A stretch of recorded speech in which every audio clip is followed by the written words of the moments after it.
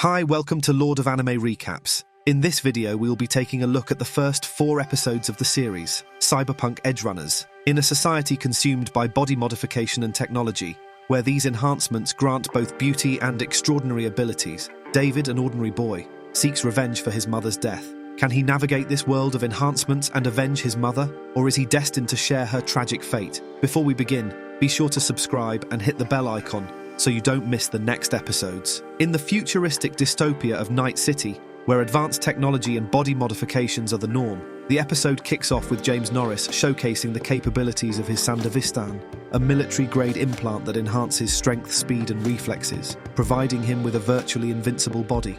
James uses this extraordinary power to ruthlessly attack police officers in the street, resulting in fatal consequences for the officers. However, his seemingly unstoppable rampage comes to an abrupt halt when a specialized police force, equipped with equally powerful implants, intervenes. Despite James's formidable abilities, he is shot and apprehended by these enhanced law enforcement agents. The stage is set for a tale that explores the dark and high-tech landscape of Night City, where powerful individuals clash in a society driven by extreme body modifications and advanced technology. Stay tuned for more developments in this gripping narrative.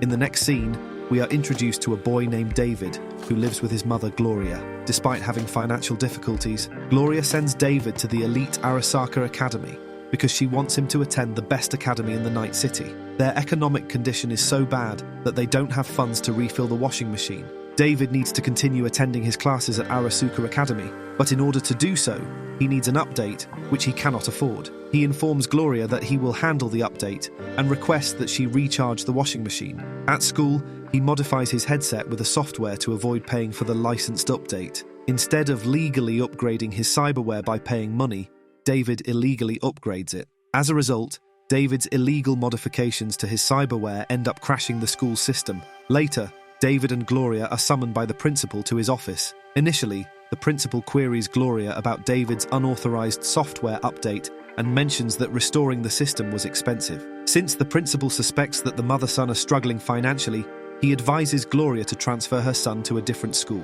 Gloria rejects right away and lies to the principal, claiming to be financially secure. Also, she promises that David won't make the same mistake again. Not only that, she also agrees to cover the costs of the damages caused by David. Next, Gloria and David argue while driving home. Realizing there is no way they can pay for the damages and fees for the school, David decides to drop out of school and look for a job. But Gloria disagrees with his decision, telling him that he's a talented boy and deserves to get the best education just like other kids in the city. Gloria even explains she works extra hours just to give him the best education possible. As the mother-son duo is conversing, they get caught up in a street brawl between 2 other vehicles. Although they are not harmed by the shooting, their car flips over and they meet with an accident. After a while, some rescuers arrive at the scene.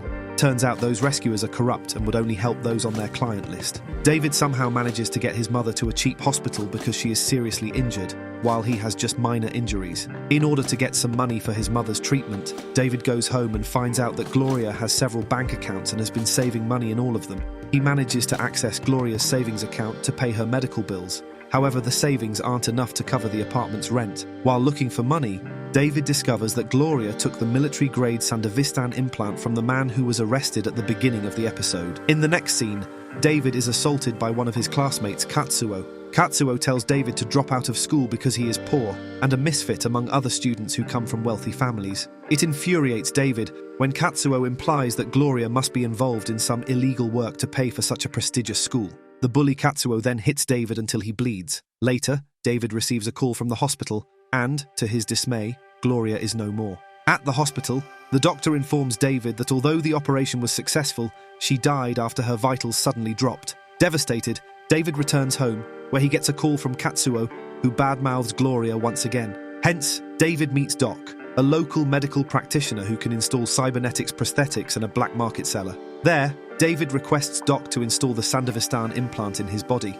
With the help of the implant, he will be able to gain immense strength and speed. Initially, Doc insists David sell him the implant, but the boy is adamant on using it for himself. After a bit of convincing, they finally come to an agreement whereby Doc will put the Sandavistan into David's cyberware, but if the latter is unable to handle it, he must give Doc the implant for free. Cyberware is a technology permanently installed into the human flesh that has the ability to interface with the nervous system. After Doc installs the Sandevistan into David's cyberware, he returns to his school with new abilities and takes revenge on Katsuo by assaulting him in the classroom. The news that David assaulted Katsuo reaches Katsuo's father Tanaka, a senior executive at Arasaka Academy. When Tanaka goes through the CCTV footage, he realizes that David used the same Sandevistan implant that former Second Lieutenant James Norris had been equipped with at the time of his death. Unlike James, David hasn't shown any signs of cyberpsychosis. Thus, Tanaka tells the principal that they can make David a prime candidate to test their product.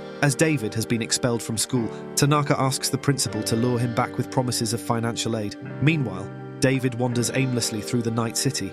Inside a train, he notices a girl named Lucy, who is a thief by profession. Lucy is able to pickpocket passengers on a public train without getting noticed because she is a netrunner, meaning she is a hacker who has a cybernetically enhanced interface system implanted in her body. When Lucy tries to steal from David, he immediately activates the Sandevistan and catches her. Afterwards, Lucy tells David that he was her target because she exclusively steals from people associated with Arasaka Academy. After learning that David is an Arasaka dropout and has the Sandevistan implanted in his body, Lucy offers him to be her partner in the robberies with a 70-30 split in the share. David agrees, and that night, the two of them pickpocket several passengers on the train. Later, David collapses after overusing the Sandevistan implant. Initially, Lucy takes David to a person she knows for treatment, but he tries to steal David's Sandevistan. Thankfully, Lucy and David succeed in getting away from the ambulance. Then, David instructs Lucy to drive him to Doc, who installed this Sandevistan implant in his body. After checking, Doc prescribes immunosuppressants to David and warns him not to overuse the Sandevistan. He also tells David that a normal human can use the Sandevistan maximum 3 times a day, but when Doc discovers that David had used it 8 times that day, he is shocked and notes that he apparently has a remarkable tolerance for it. After he gets discharged, Lucy invites him to her apartment where she lives alone. Since David has never smoked cigarettes or drank alcohol, Lucy makes fun of him. As they converse, David reveals that going to the Arasaka Academy was his mother's dream. Although he knew on the first day of school that Arasaka was not for him, he continued to attend only for his mother. She really worked hard just to pay his school fees. Hearing all this, Lucy advises him to pursue his own dreams from now onwards. As Lucy gets comfortable with David, she reveals her dream to him. She wants to migrate to the moon one day to get away from Night City. Also, she shows him a virtual reconstruction of the moon's surface, which they both enjoy a lot. While sitting over a crater on the moon's surface, Lucy mentions that David is the first person to whom she has confided about her dream and the virtual world that she created. Just as it seems the two are bonding well, there's a twist in the story. Taking David to the moon's surface in a virtual reality simulation was all a ploy, so that Lucy could summon a gang of cyberpunks to steal David's Sandevistan. The leader of the gang, Maine, asks David where he got the Sandevistan from. Maine asserts that he is the owner of the Sandevistan David has implanted in his body because he purchased it from Gloria. Also, he mentions that he is an acquaintance of Gloria. He reveals paying for the implant in advance, but when Gloria didn't deliver it on time, he started looking for her. David tells that Gloria is his mother and that she died just a day ago after a car accident.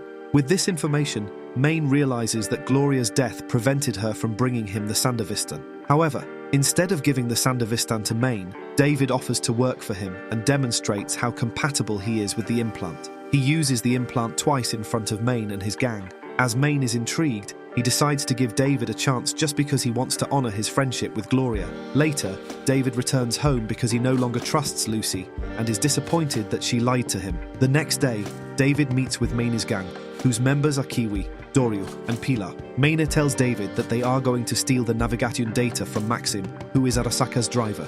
The strategy involves directing Maxim to a bar by orchestrating his loss in a bet related to a boxing match. Subsequently, as Maxim consumes drinks and becomes unconscious at the bar, David intends to discreetly obtain the navigation data stored on a chip embedded in Maxim's neck.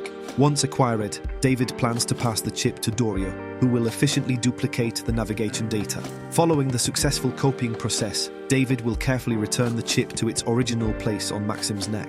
However, the plan fails when Maxim gets a call from the principal and tries to leave, before David can retrieve the navigational data. While Pilar's sister, Rebecca, distracts Maxim inside the bar, David and Lucy break into Maxim's limo to copy the navigation data. When Maxim gets to his limo, He is furious to see David and Lucy sitting inside. Lucy copies the navigation data, but David has to drive away the limo to escape from Maxim. While driving, David and Lucy discover that Maxim has sent 2 Japanese gangsters to kill them. One of them is killed chasing the limo, while the other is killed by Maine, who arrives at the last moment and saves David. Since Maine is impressed by David's performance on his first day of work despite being a rookie, he officially makes him a member of his gang. Later that evening, Maine gives David his share for getting the job done. The boy is pleasantly surprised by the amount of money he received. Thus, Maine tells him that Hoover works with him, gets an equal share. While the gang is celebrating their victory, Faraday, Maine's fixer, arrives. The task of stealing Maxim's navigation data was delegated to them by Faraday. Here, we learn that Faraday wanted Maxim's navigation data to obtain information on Tanaka's movements. However, Faraday believes that Tanaka must have relocated after David operated the limo and created havoc in the city. Faraday is the one who usually brings work for Maine and his gang, and in return, he offers them money. When Maine asks the reason for the data navigation, Faraday reminds him that he is supposed to complete the job instead of asking about the motive behind it. Later, Rebecca, a member of Maine's gang, introduces herself to David for the first time. After a while, David receives a call from the principal of the Arasaka Academy, who offers him financial aid and asks him to return to school. However, David bluntly turns down the offer and hangs up on him. In the following scene, as a new recruit, David receives training and instructions from his other gang members. Next, David picks up a package that has a pair of golden bulletproof cybernetic hands and delivers it to Pilar's house. There, he discovers that Rebecca is Pilar's younger sister. Before he leaves, Rebecca tips him well for the delivery. As a part of the training, Rebecca, who is a professional target shooter, teaches David to shoot using target practice. However, he can't shoot because he remembers his mother's death. While Maine teaches David how to drive a car, Lucy makes him jog every night with her to increase his stamina. Eventually, David implants cybernetic respirators to augment his lungs so that he can run faster without losing stamina.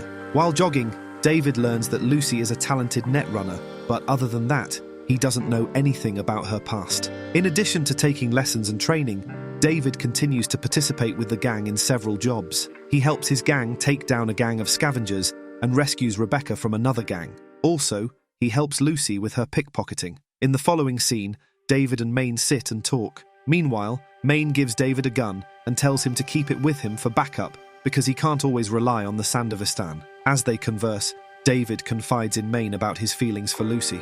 Although David likes Lucy, he is sure that she doesn't feel the same way. He is also having trouble deciding whether he should trust Lucy or not. Maine is surprised that Lucy has never told him or any other gang members that she wishes to go to the moon. As David isn't sure about it, Maine advises him to confront Lucy about it and determine whether or not she is telling the truth. One day, when everyone is returning home from a bar, Pilar sees a homeless man peeing on the street and starts harassing him.